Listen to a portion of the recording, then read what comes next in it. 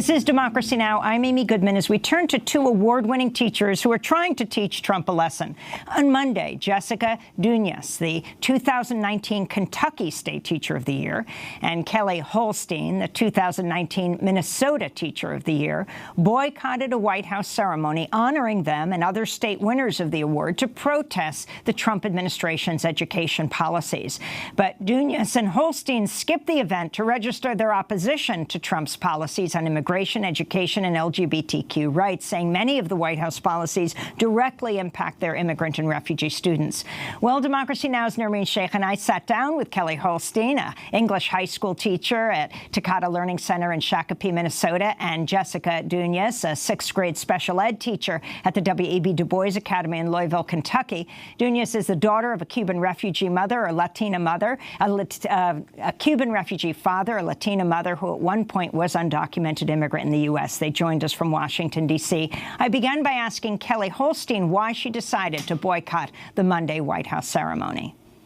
I spent a lot of time thinking about this decision. I acknowledge that it's an honor, that it's a once-in-a-lifetime opportunity to be in the White House, and I I respect that location and the position, and I really respect the folks in our cohort who chose to be a part of that. And I'm very much a believer in freedom of speech, and I support that everyone shows that and demonstrates that right in different ways. And we also want to celebrate the National Teacher of the Year, Rodney Robinson, and we celebrate and champion and support him. But we needed to make our own choice about what felt right for us. And for me, I work at a school that is extremely diverse. It's an alternative high school in Shakopee. And the policies and the words and the actions of this administration show a great deal of discrimination and prejudice and hatred toward the students that I serve. And I could not, in good conscience, even implicitly support people who hate my kids. Also, as a gender nonconforming lesbian, there have been, if you look on the GLAAD website, I think to date there's 104 attacks against my community, against my LGBTQ community. And I want to model for my students that even though you can respect someone's position, you also can have healthy boundaries and decide what's right for you. I don't generally go into other people's homes if I know that they hate me for who I am without ever actually knowing anything about me. And so I really want to model for students that they can make those choices for themselves about what feels healthy for them. But at the end of the day, I can't actively or implicitly support an administration who treats my kids very, very poorly. In what way do they do that, Kelly? That's strong language. You can't support or didn't want to meet with people who hate your children. You were going to be meeting with, what, Betsy DeVos, Pence, and President Trump. How do they hate your children? Right. Well, if you look at the words and the actions and the policies, the attacks against LGBTQ people, the attacks against immigrants and refugees and people of the global majority and American Indians and people with disabilities, there are so many statements that are made that are negative, and it also creates an environment and a culture in our country that emboldens people who have that hatred and that fear of others. And it causes those folks to be more verbal with their language. For example, I have a student who is Muslim and she's Somali and she wears a hijab, and every time she's in public, people yell at her and call her a terrorist and tell her to go back home. And she is the kindest human I've ever met. She gives the best hugs of anyone in the world. She is sweet and sassy and smart, and she is articulate. And she could so easily hate the world because of the way that she's being treated. And she chooses not to hate the world. She chooses to come from a place of light and love. And I can't support someone who hates someone like that. And in my classroom, I really support healthy communication and discussion and differences of opinion, but there has to be ground rules for it to be healthy and productive. So in my classroom, we respect each other's opinions, but there's no space for prejudice or discrimination, and you can't attack other people. So if I were to actually have an open opportunity to talk to members of this administration, to Mr. Trump or Mr. Pence or Ms. DeVos, then I would welcome that if they would follow the ground rules. And experience has taught us that there's a lot of attacking statements. There's a lot of prejudice. There's a lot of discrimination. I wouldn't expect my students to participate in a conversation like that because it's not healthy and it's not productive. Jessica Dueñas, can you talk about the decision you made once you got this really incredible honor to be the 2019 Teacher of the Year of Kentucky, then coming to Washington and deciding not to meet with President Trump and Vice President Pence and the Secretary of Education, Betsy DeVos? Absolutely. So when I first learned that I won the award, I was informed that I would have the honor of meeting the president and, members of the administration. Like I said, this is a once-in-a-lifetime opportunity that I chose to miss out on. And there's several reasons why. First, Kentucky is my adopted home. I was born and raised in Brooklyn, New York, and I came to Kentucky 7 years ago because I married someone from Louisville. And when we divorced 2 years ago, I could have gone back home, but I felt very rooted in, at that time I was teaching in Oldham County Schools, which is a semi-rural county outside of Louisville. And I loved my students, and I loved the friendships that I had made and the connections that I made. So at that point, I felt like a Kentuckian. Kentucky is home, even though I don't have the accent clearly. But, after 7 years, that's my home. And as a representative and having the honor to represent this state, one of the biggest issues that Kentucky is facing right now in terms of education is adequately funding our public schools.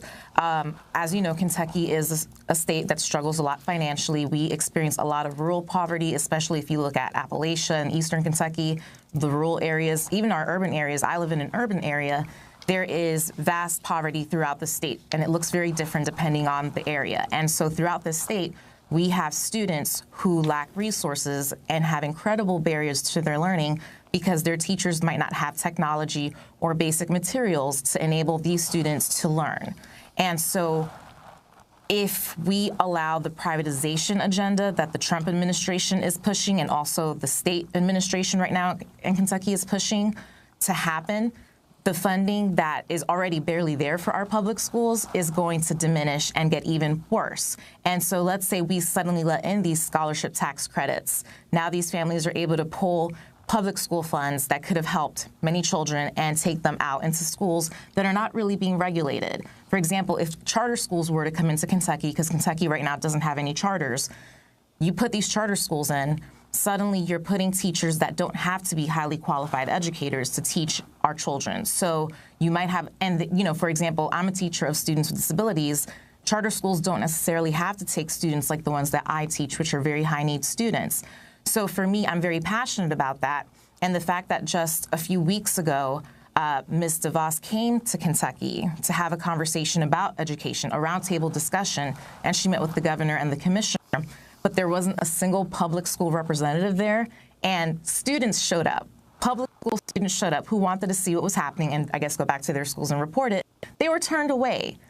What a slap in the face to the state of Kentucky from our federal administration. So how could I, in good faith, representing the state as a state teacher of the year, come to Washington, smile and nod, and, kind of put on a show for the administration when the administration couldn't even respect the state when they sent a representative there?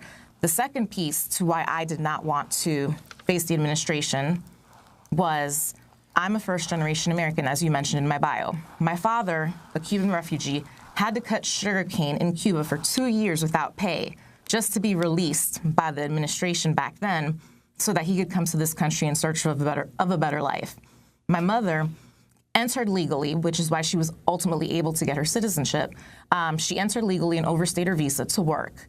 And because of the sacrifices that my parents made, I am now a special education teacher of 11 years. And let's go back to the civil rights movement.